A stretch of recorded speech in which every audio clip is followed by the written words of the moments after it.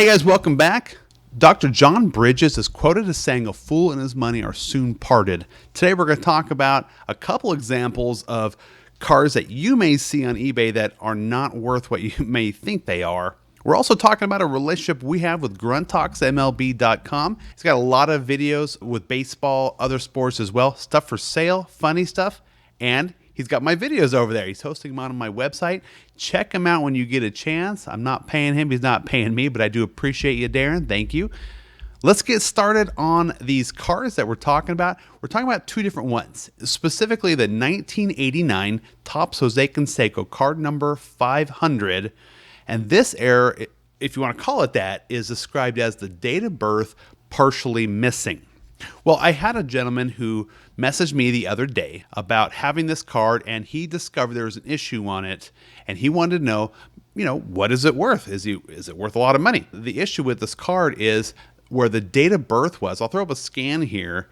It's partially obscure. It looks like something was on maybe the printing plate when it was printed, and part of the date of birth is missing.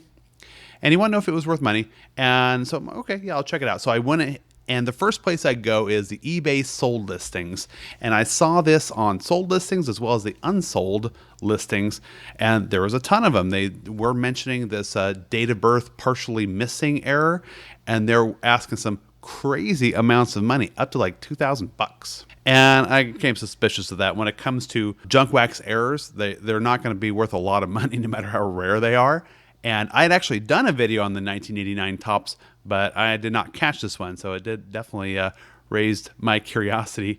So I looked it up, and it turns out that every single one of these cards has the date of birth partially missing. So it's not an error. If anything, it's an uncorrected error, if you even want to call it that. Every single one had that. So that does not mean it had any value. But I also checked out the sold listings of this one, and it turns out that there were several sold for a ton of money, like in the hundreds. And I'm like, what? So either, two things are happening. Either a fool was separated from his money and actually bought it, probably didn't pay for it, or more than likely they are fake sales created by fake accounts. So the sellers will have these fake accounts and win an auction when it's not really a legit sale, because they're just making it look like a card sold for that.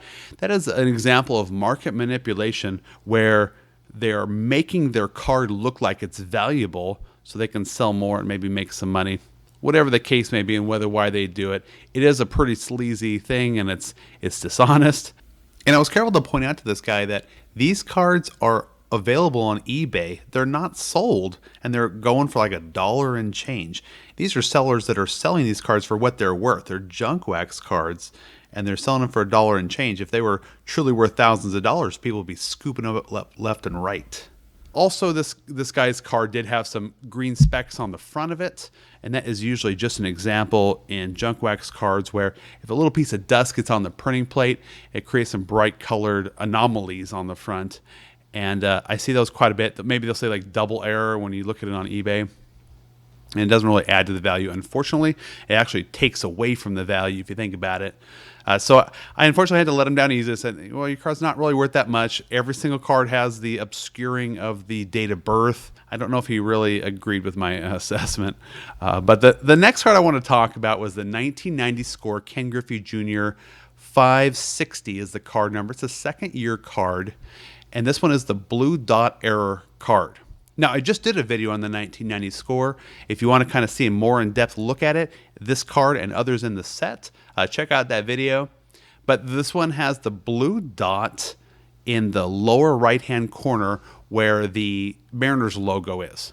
So you'll see a lot of people posting this on eBay saying it's the blue dot error, rare, 1 of 1, or they might say like double error if they think there's something else going on with the card.